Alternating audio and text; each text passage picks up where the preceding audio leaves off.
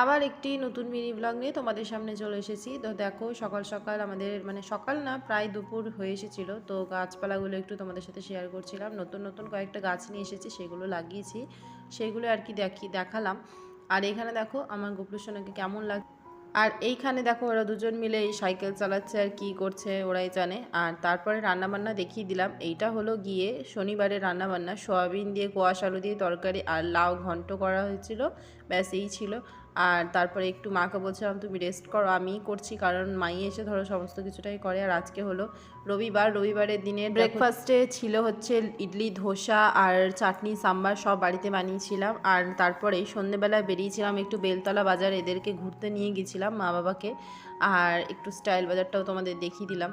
তো এই দেখো রাত্রের আমাদের মানে রবিবারের দিনের মেনুতে ছিল হচ্ছে গিয়ে ছোটো মাছের চচ্চড়ি, বড় মাছের গায়ে মাখা করে একটা কারি আর মুগের